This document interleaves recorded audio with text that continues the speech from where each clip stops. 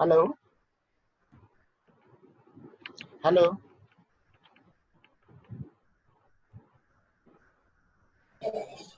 Yes sir. आज मौसम ज्यादा खराब है क्या? लोग बहुत लेट ज्वाइन कर रहे हैं, अभी तक सिर्फ 9 पीपल ज्वाइन, 9 लोग। यस सर, बारिश हो रही है ना तो इसलिए आवाज भी कट रही है। क्या को इतना कम लोगों में शुरू करूं?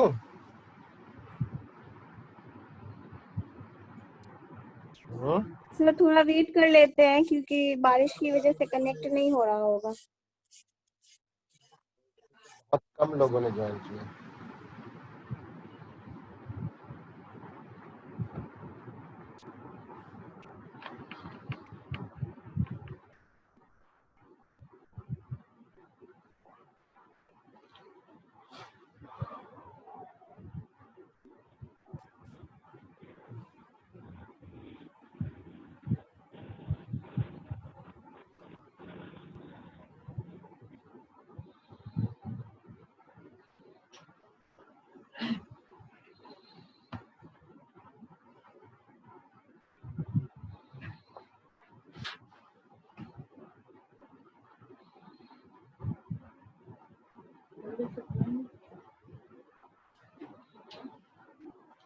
मौसम काफी खराब है ना, मौसम खराब होने की वजह से नेट में भी प्रॉब्लम रहता है ना।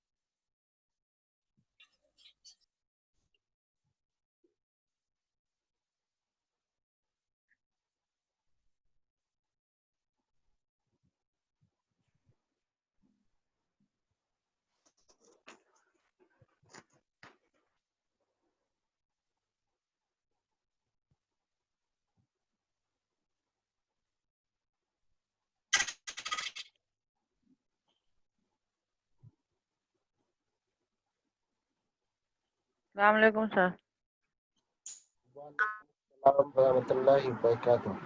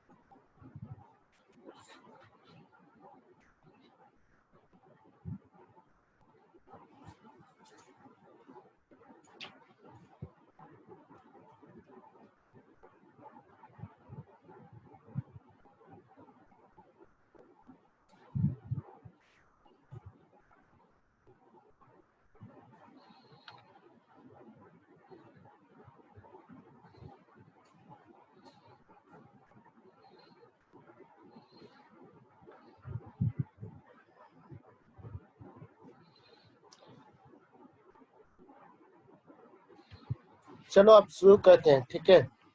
अब कितना वेट किया जाए? 10 मिनट हो गया। हेलो, स्टार्ट करते हैं। जी सर। 10 मिनट हो गए। Yes sir start. ओके, तो आज जो हमको पढ़ना है लंग्स एब्सेस का इन्वेस्टिगेशन और मैनेजमेंट। आई थिंक सो के कॉम्प्लिकेशन तक हो गया था हमारा, सॉरी डिफरेंशियल डायग्नोसिस तक। तो आज जो हमें जानना है इन्वेस्टिगेशन, इसमें क्या क्या कर सकते हैं या डायग्नोसिस कैसे कर सकते हैं इसका, इसके अलावा जो है मैनेजमेंट। तो अगर इन्वेस्टिगेशन की बात करेंगे तो इन्वेस्टिगेशन में सबसे पहले जो हम करवाते हैं वो है एक्सरे चेस्ट पीए व्यू। एक्सरे चेस्ट पीए व्यू, एक्सरे में हमको कैविटी मिलेगा जो राउंड शेप होगा।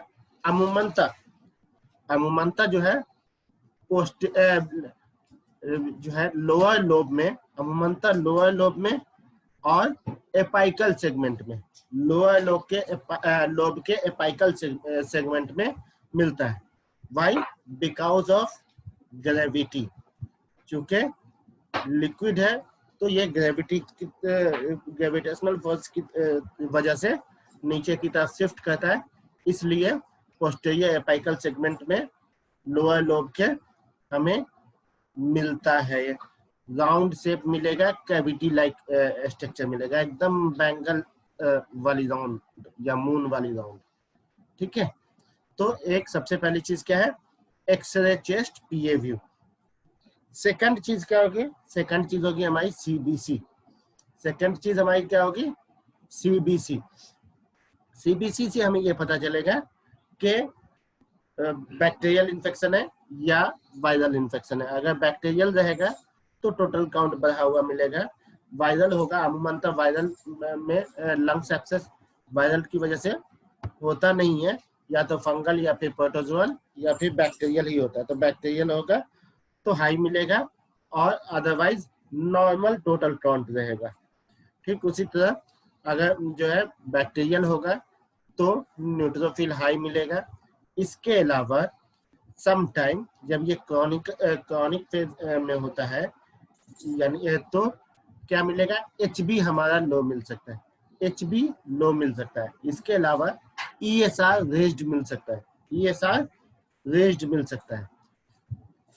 सेकेंड, सीआरपी यानी C reactive protein, C reactive protein ये भी हमारा रेज्ड मिल सकता है।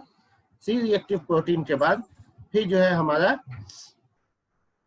चाहे तो, जस्ट मिनट एक कॉल आ रहा है।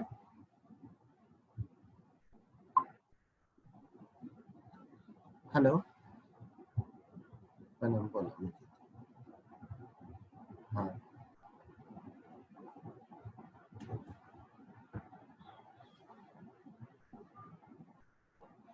इसके अलावा अगर इस पे भी डेफिनेट डायग्नोसिस नहीं कर पा रहे हैं तो हम HRCT थोरेक्स करवा सकते हैं, HRCT थोरेक्स करवा सकते हैं।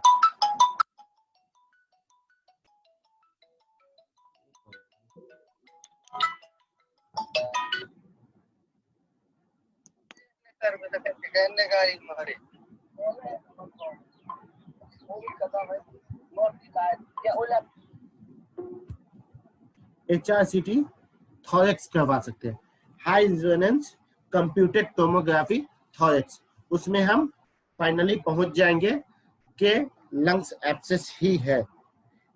अब लंग्स एब्सेस है तो फिर हमको दो चीजें करना होगा। पहली चीज कि ऑर्गेनिज्म कौन सा है, पहली चीज कि ऑर्गेनिज्म कौन सा है, और दूसरी चीज कि फिर इसके लिए क्या ड्रग सेंसिटिविटी रहेगी।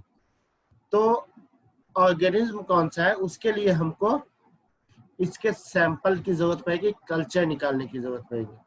तो दो तरह से हम सैंपल ले सकते हैं, एक तो डायरेक्ट एस्पिरेट करके सैंपल ले सकते हैं, localise under USG guidance, localise aspiration करते हैं under USG guidance, localise aspiration करते हैं और उसके बाद इसका कल्चर एंड सेंसिटिविटी टेस्ट करवाते हैं। दूसरा ब्रोंकोस्कोपिक ड्रेनेज कर सकते हैं, ब्रोंकोस्कोपिक ड्रेनेज कर सकते हैं। और उसके जरिए हम सैंपल लेके इसका कल्चर एंड सेंसिटिविटी करवा सकते हैं। ब्रोंकोस्कोपिक इसका ड्रेनेज कर सकते हैं और फिर इसका कल्चर एंड सेंसिटिविटी करवा सकते हैं। तो और क्या करवाएंगे, ब्रोंकोस्कोपी। नेक्स्ट जो है, इन केस अगर ऐसी पॉसिबिलिटीज नहीं हो कि हम ब्रोंकोस्कोपी करवा सके, या फिर अगर ऐसी पॉसिबिलिटीज नहीं हो कि ब्रोंकोस्कोपी करवा सके, या फिर ऐसा हो कि ड्रेन भी नहीं कर पाए, अगर ड्रेन भी नहीं कर पाए तो वैसी सूरत में हम क्या करेंगे, स्पूटम का कल्चर एंड सेंसिटिविटी करवाएंगे। स्पूटम का कल्चर और सेंसिटिविटी करवाएंगे। स्पूटम के कल्चर और सेंसिटिविटी में समटाइम पता चल जाएगा। तो ये कुछ इन्वेस्टिगेशन है जिसको हम करवाते हैं। इन्वेस्टिगेशन के बाद अगर बात आती है मैनेजमेंट की, तो मैनेजमेंट में जो है सबसे पहला चीज क्या है कि एंटीबायोटिक्स, क्योंकि मोस्टली जो है बैक्टीरियल की वजह से होता है, तो एंटीबायोटिक एप्रोप्रिएट एंटीबायोटिक की जरूरत पड़ती है। 4 to 6 वीक तक जरूरत पड़ती है, most of the time 4 to 6 week तक जरूरत पड़ती है। तो एप्रोप्रिएट एंटीबायोटिक क्या हो सकता है, either amoxiclav plus vancomycin, amoxiclav plus vancomycin. Amoxiclav अगर ओरल देते हैं तो 625 mg BID और TID, एमॉक्सिक्लेव 625 mg BID और TID। लिख रहे हो ना? हेलो, रिपीट कर दिए सर, आवाज कट रहा है आपका। एमॉक्सिक्लेव, आवाज कट के आ रही है आपकी सर। एमॉक्सिक्लेव 625 mg, वेदर तो बहुत खराब है। एमॉक्सिक्लेव 625 mg अगर ओरल दे रहे हैं तो, और अगर इंजेक्टेबल दे रहे हैं तो 1.2 ग्राम एमॉक्सिक्लेव 625 mg अगर ओरल दे रहे हैं तो, और इंजेक्टेबल दे रहे हैं तो 1.2 ग्राम IV BID और TID, IV BID और TID।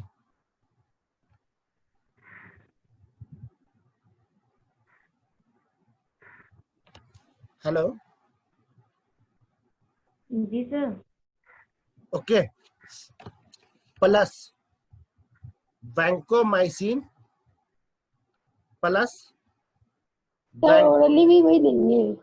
हाँ, hello sir, orally 1.2, orally 625 mg, orally क्या सर? 6.2, ओरली अगर देना होगा तो 625 625 मिलीग्राम, 0.625 मिलीग्राम।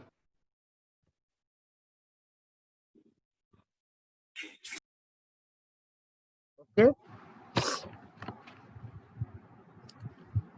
प्लस वैंकोमाइसिन, ये इम्पेरिकल है, इसको जब तक हम कल्चर वगैरह नहीं करवाते स्टार्ट कर सकते हैं, ये इम्पेरिकल है। Plus vancomycin 500 mg IV BD। कितना सर? 500 mg IV BD।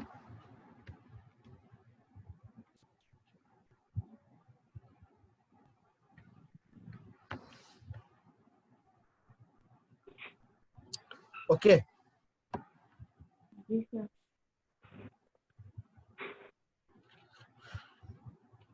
और या और क्या एंटीबायोटिक सेलेक्ट कर सकते हैं इम्पेरिकल के तौर पे, इम्पेरिकल के तौर पे एंटीबायोटिक जैसे कर सकते हैं मॉक्सीफ्लोक्सासिन 400 mg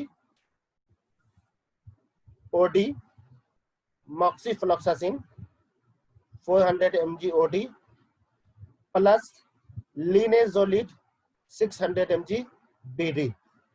मॉक्सीफ्लोक्सासिन 400 mg OD और sorry plus linezolid 600 mg BD।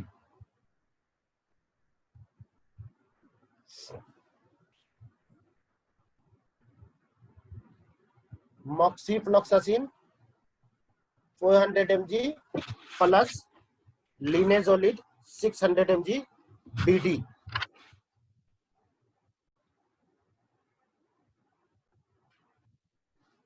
Okay,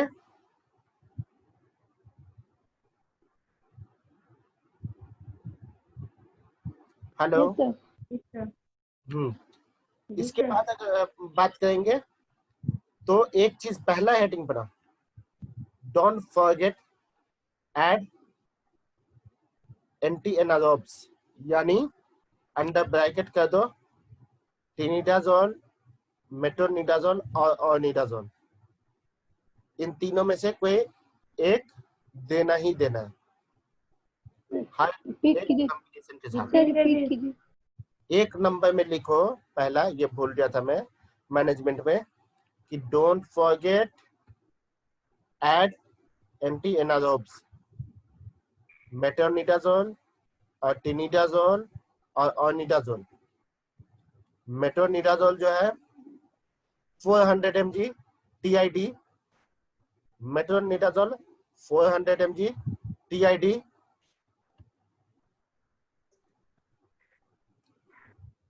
tinidazole 600 mg BID,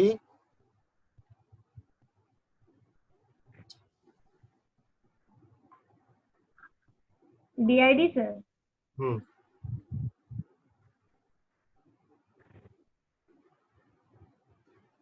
ठीक है, या ornidazole 500 mg BID।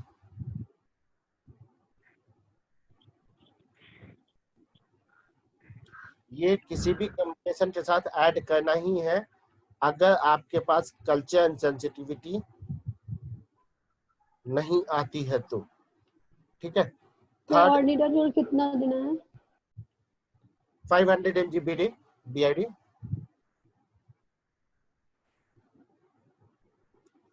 Okay, okay sir. इसके अलावा और क्या ऐड कर सकते हैं, और क्या दे सकते हैं इंपेरिकल में? Amikacin 500 mg BD,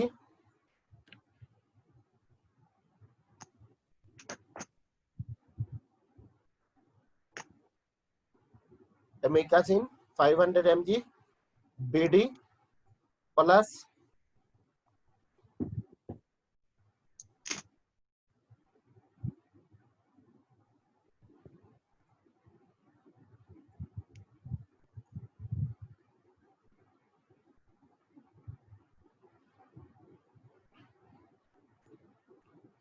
amikacin 500 mg BD plus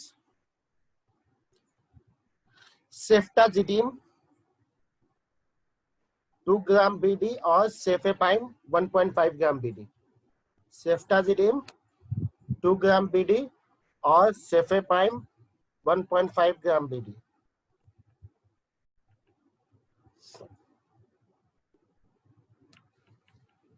सेफेपाइन से कितना बोले सर? 1.5 ग्राम BD सर। हाँ। Okay sir. ओके, तो ये इंपेरिकल एंटीबायोटिक है। उसके बाद अगर कल्चर एंड सेंसिटिविटी आ जाती है तो कल्चर एंड सेंसिटिविटी को के अकॉर्डिंगली हम सेलेक्ट कर सकते हैं। अगर फंगल है तो फंगल में फ्लूकोनाजोल 200 mg ओडी और अल्टरनेट डे, ओडी और alternate day. Fluconazole 200 mg OD और अल्टरनेट डे।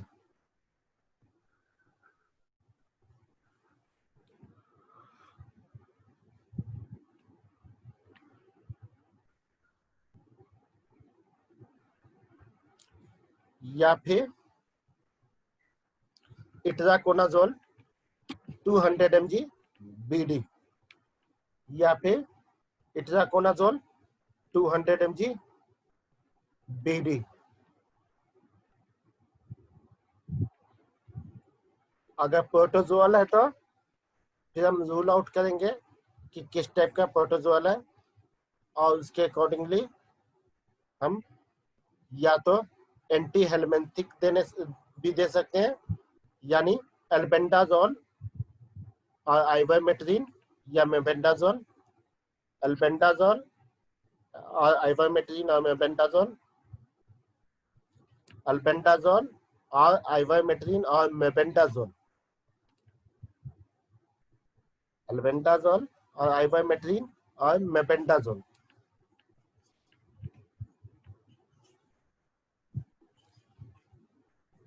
या फिर anti malarial drugs,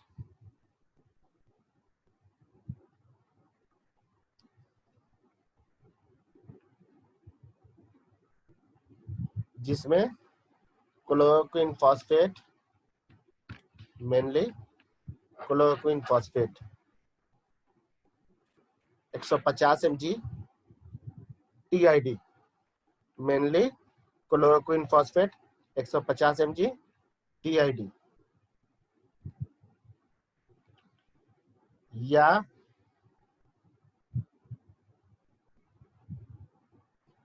एम्फोटेसिन B, एम्फोटेसिन B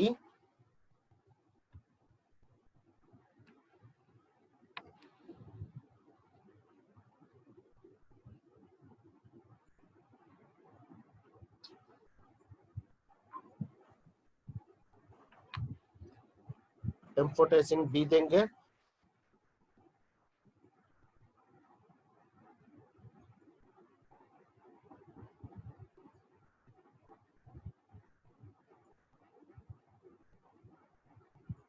dose hello,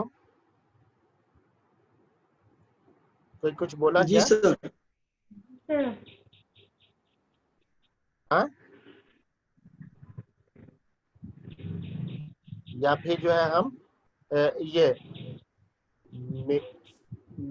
एक आता है असल में उसका सिर्फ गवर्नमेंट सप्लाई है, इसलिए मिल्फोसिन या मिल्फेसिन का ऐसा ही कुछ आता है, मैं बता दूंगा वो एग्जैक्टली क्या आता है। ठीक है, तो ये एंटीबायोटिक सेलेक्ट करेंगे और एंटीफंगल और एंटीप्रोटोजोल सेलेक्ट करेंगे। इसके अलावा चाहे वो फंगल हो, बैक्टीरियल हो, प्रोटोजोल हो, आपको एनारॉब्स वाला कवरेज देना ही देना है, मेट्रोनिडाजोल और टिनिडाजोल और ओनिडाजोल। ठीक है, इसके अलावा इसका पोस्चरल ड्रेनेज करवाएंगे, इसका पोस्चरल ड्रेनेज करवाएंगे। अगर पॉसिबल नहीं हुआ एस्पिरेट करना या ब्रोंकोस्कोपिक ड्रेनेज करना, तो पोस्चरल ड्रेनेज कराएंगे या फिजियोथेरेपी करवाएंगे। ठीक है, पोस्चरल ड्रेनेज क्यों कराएंगे? आपके पस को निकालना है ना।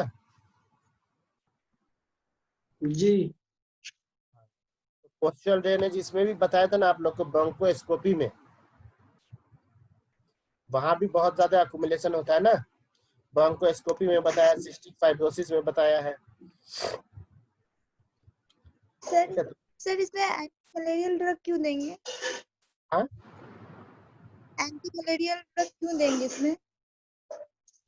सम टाइम जो है ये प्रोटोजोअल इन्फेक्शन होने की वजह से एंटी मलेरियल ड्रग्स का भी इफिकेसी है।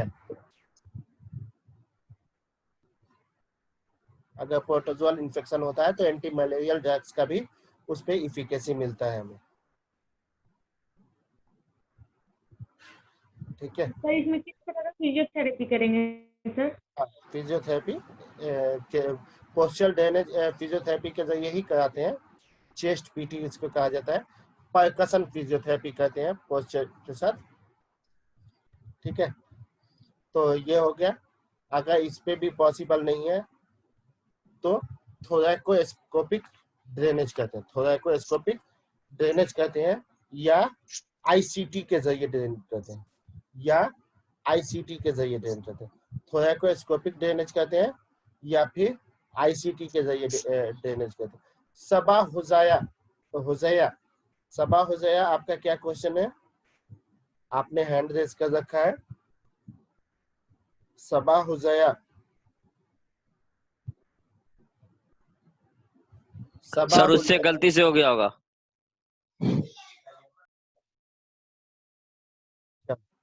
तो या तो आईसीटी डालते हैं या फिर ये थोरैकोस्कोपिक ड्रेन करते हैं। इसके अलावा अगर मेडिकल मैनेजमेंट फेल हो जाता है, समटाइम मेडिकल मैनेजमेंट फेल हो जाता है, वैसी सूरत में हम सर्जरी करवाते हैं। पार्शियल पल्मोनेक्टोमी पल्मोनेक्टोमी करवाते हैं या फिर जो है थोरैसिक सर्जरी करवाते हैं, जिसमें जितना पार्ट अफेक्टेड होता है उसको निकाल देते हैं, ठीक है।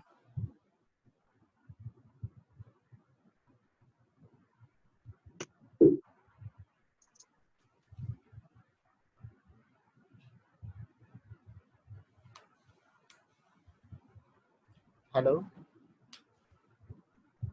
जी सर। तो ये ओवरऑल इसका मैनेजमेंट है। तो हमारा सर कुछ क्वेश्चन। बोलो। ट्यूबरकुलोसिस में कैजिशियस नेक्रोसिस होता है और जो ऐसे इसमें एब्सिस में जो है लिक्वाफिकेटिव नेक्रोसिस होता है सर, ऐसे ऐसा क्यों होता है? देखो, ट्यूबरकुलोसिस जो है, जी ट्यूबरकुलोसिस में पस का फॉर्मेशन नहीं होता है अमूमन। यहाँ पे जो है पस का फॉर्मेशन होता है, वहां पे फाइब्रोसिस होता है, नोड्यूल्स बनता है। यहाँ पे क्या होता है? कैविटी बनता है। तो जब कभी भी पस का फॉर्मेशन होगा, चूंकि लिक्विफैक्टिव का मतलब क्या हुआ? एक लिक्विफैक्टिव मतलब हो गया एक लिक्विड यानी लिक्विड, फैक्ट यानी इन्फेक्शन से। इन्फेक्शन वाली पस का collection is called liquefactive. Sir तो ट्यूबरकुलोसिस भी इन्फेक्शन है ना सर? ट्यूबरकुलोसिस का जो बैक्टीरिया है ये पस फॉर्मिंग बैक्टीरिया नहीं है ना, एक चीज। दूसरी चीज जो है, डर्बिस इतना ज्यादा डैमेज नहीं होता, वो एक्स्ट्रा ग्रोथ करवाता है। क्या नाम है आपको?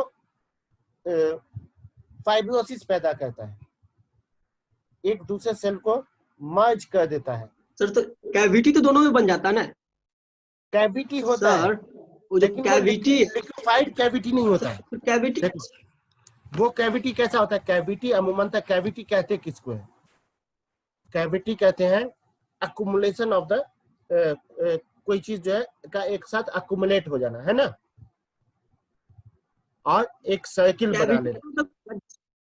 कैविटी का मतलब सर कहीं पे गड्ढा हो जाना होगा ना?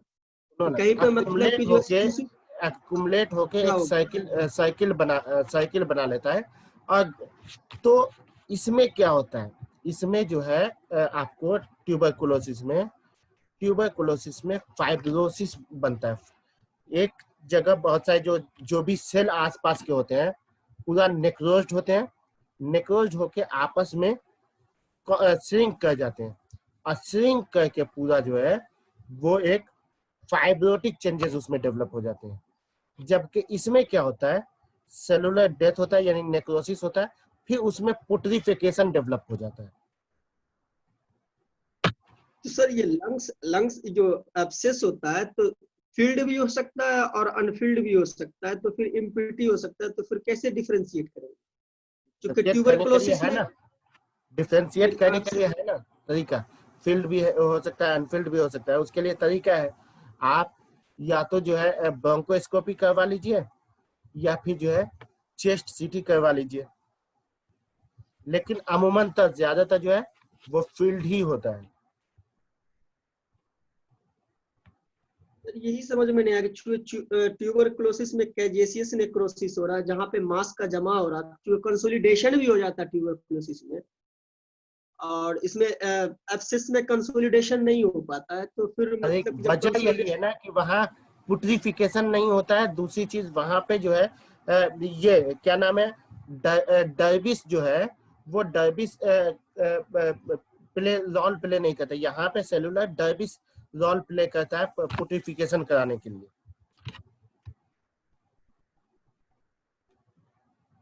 असर ये मतलब कि टेक्टाइल वोकल फर्मिटस क्या होता है? हाँ? टेक्टाइल वोकल टेक्टाइल फर्मिटस और वोकल फर्मिटस। टेक्टाइल फर्मिटस और वोकल फर्मिटस में अंतर ये है कि जब कभी भी आप वोकल फर्मिटस में क्या होता है कि आप मरीज को बोलते हैं कि बोलिए, और स्टेट के जरिए स्टेट 11 या 11 और 99 या फिर 11 और 99 या फिर यस यस और नो जब बोलने को बोलते हैं, वैसी सूरत में क्या होता है कि साउंड जो है नजल साउंड मिलता है। जैसे 1199 बोलने को बोलेंगे 1199 इस तरह से, इसको कहते हैं वोकल फर्मिटस। जहाँ पे कैविटी होता है वहां पे मिलता है। टेक्टाइल फर्मिटस होता है जब आप जो है सेम चीजें कहते हैं, यानी दोनों में बहुत ज्यादा डिफरेंस नहीं है, सेम चीजें कहते हैं, लेकिन उसको आप पालपेट कहते हैं। पालपेट कहते हैं तो उसमें नजल साउंड मिलता है। यही दोनों में वाइब्रेशन मिलता है। तो उसमें जो है आपको ये इसी को हम टेक्टाइल फर्मिटस और वोकल फर्मिटस कहते हैं। 1199 या यस यस नो बोलने को बोलते हैं। वैसे में अमूमनतः वैसे में जो है हमारा नजल साउंड मिलता है, साथ में जो है ये जो अफेक्टेड एरिया होता है वहां पे डिमिनिश्ड वाइब्रेशन होता है। अगर वहां कंसोलिडेशन है तो वहां अगर लिक्विड है तो वो ये बढ़ा हुआ मिलेगा वाइब्रेशन। ये विस्परिंग पेक्टोरोलिक्यू का होता है? अरे विस्परिंग पेक्टोल वही आपको बताया था ना कि विस्परिंग लिप्स जब एक्सपायरेट करते हैं ना, एक्सपायरेट करते हैं तो लोअर लिप में कंपन आता है और एक आवाज निकलता है, सीटी नुमा आवाज निकलता है। अमूमनतः सीओपीडी के केस में देखा जाता है। क्रॉनिक केस ऑफ या कॉम्प्लिकेटेड केस ऑफ यानी एम्फाइजमा, मोस्ट ऑफ द टाइम एम्फाइजमा के केसेस में। ये कैवर्नस ब्रोंकियल ब्रीदिंग क्या होता है? ब्रोंकियल ब्रीदिंग देखो, बेसिकली ब्रीदिंग का नॉर्मल पैटर्न जो है वो दो टाइप के होते हैं। एक होता है वेसिकुलर ब्रीदिंग, दूसरा होता है ब्रोंकियल ब्रीदिंग। वेसिकुलर ब्रीदिंग कहते हैं जब कभी भी उसमें क्या होता है कि वेसिकुलर ब्रीदिंग में के इंस्पायरेटरी फेज स्मॉलर होता है, एक्सपायरेटरी फेज लॉन्गर होता है। इंस्पायरेटरी और एक्सपायरेटरी के दौरान एक पाउज मिलता है। जबकि ब्रोंकियल ब्रीदिंग में क्या होता है कि इंस्पायरेटरी फेज एक्सपायरेटरी फेज दोनों इक्वली मिलेगा, दोनों के बीच में कोई पाउज नहीं मिलेगा। इसी का जो है एक पार्ट है कैवर्नस ब्रोंकियल ब्रीदिंग, जिसमें आपको अगर इसके साथ एक माइल्ड या फिर सोनोरस रोंकाई मिले, इसके साथ सोनोरस रोंकाई मिले, उसको हम कैवर्नस ब्रोंकियल ब्रीदिंग भी कहते हैं। मतलब सर क्या बोले? Sonorous sonorous रोंकाई। सर ये क्या कैसा साउंड रहेगा सर? लो पिच्ड बीज होता है ये, लो पिच्ड बीज होता है ये पोस्ट ट्यूसिव क्रैकल क्या होता है? पोस्ट ट्यूसिव का माने क्या? ट्यूसिव नहीं, टसिव होता है, टसिव जी। पोस्ट टसिव क्रैकल्स होता है कि एक्सपेक्टोरेशन के बाद आपको जो क्रैकल्स मिलता है। आपने आप किसी को अस्कल्टेट कर रहे हैं, अस्कल्टेट करने के बाद उसके बाद आप जो है उसको खांसी करवाते हैं, खांसी करके एक्सपेक्टोरेट करवाते हैं यानी कफ निकलवाते हैं, फिर उसके बाद उसको जो है इंस्पायरेट करने को बोलते हैं। नतीजे में आपको क्रेप्ट्स मिलता है उसको पोस्ट टसिव कैरेकल्स कहा जाता है। अच्छा सर Okay. ये जी एक आदमी जल्दी से डल पर अटेंडेंस रिकॉर्ड कर लीजिए, तो एक आदमी प्लीज जल्दी से अटेंडेंस रिकॉर्ड कर लीजिए, टाइम कम है, लेस देन 1 मिनट सर बचा हुआ है। आपका